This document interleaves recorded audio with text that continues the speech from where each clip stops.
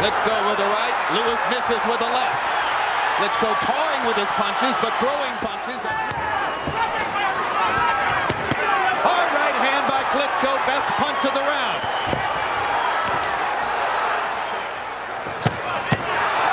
Jab going late in the round, as you saw. And now he's got to get back and just counter that jab one time. Hard right hand. Well, he's got a different left hand with awkward short arm shots. He's beating Lewis to the punch. He rips him again with the right hand. Lewis momentarily wobbles. And now Lewis is still wobbly as Vitali goes after him. He landed a real fight could tell off on Klitschko because that's a big heavy man he's pushing up and you get tired yourself. Big left hand by Klitschko. Lewis wobbling again. Suddenly with only 2 weeks notice. Hard left hand by Lewis stops Klitschko in his tracks. That changes.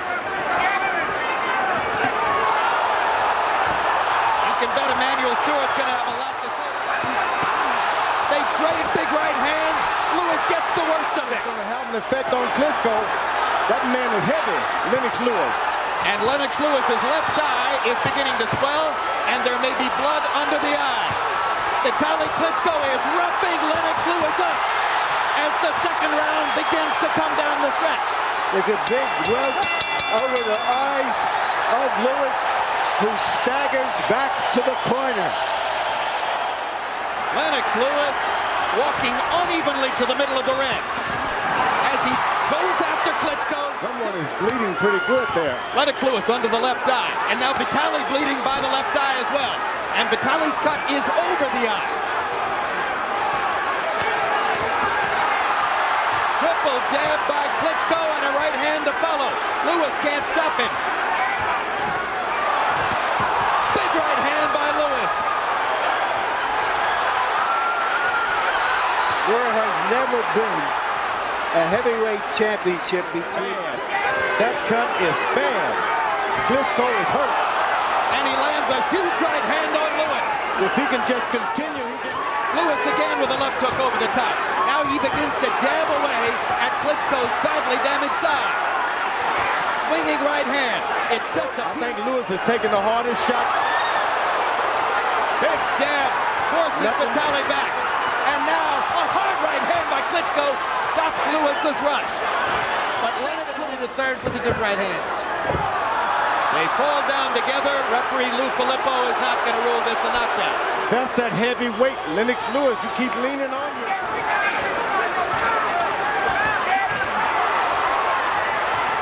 Lewis trying to get in another right handing 17 out of 28 jabs. Vitali misses with the right hand.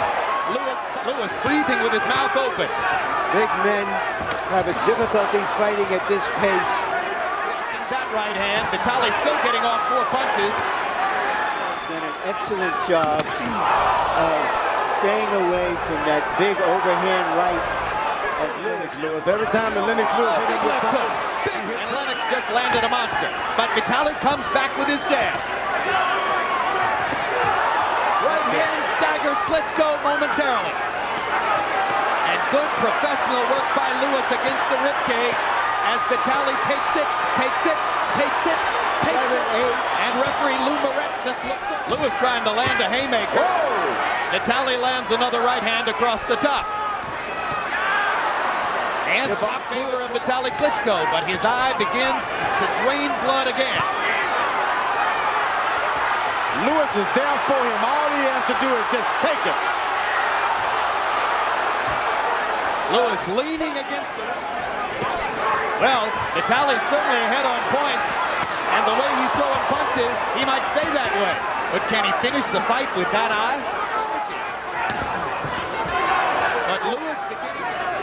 Just throw the right hand and come back with the hook. Between rounds, hard right hand by Vitali Klitschko. Between pausing the clock. So as long as a minute and a half has been going by between rounds, and that's got to be a help to Lewis, as exhausted as he looks at the end of these rounds. He's trying to take advantage through a blinded left eye. Oh, what an uppercut. Vicious uppercut by Lewis. Klitschko. Gordon. And he gets one back. Him away. Good left hook by Lewis. I can remember when 10 years ago, when Evander Holyfield had the same feeling about Riddick Bowe, and he wanted.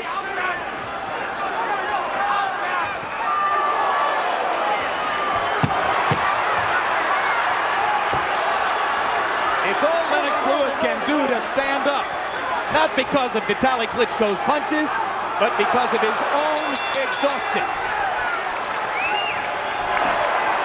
A few program reminders. This Tuesday, it's a new edition of Real Sports with Brian Gumbel. Among the stories, also that night, Zab Judah faces DeMarcus Corley. Chop, chop. And they're stopping the fight.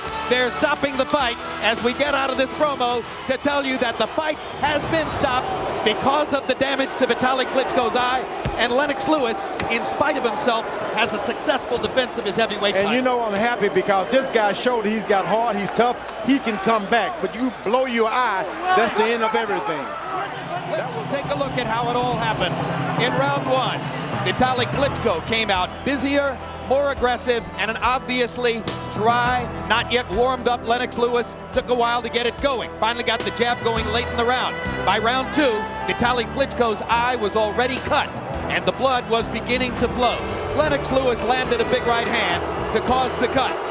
By the time of the third round, Lewis was beginning to exploit the cut, and he made it more severe with that bomb over the top.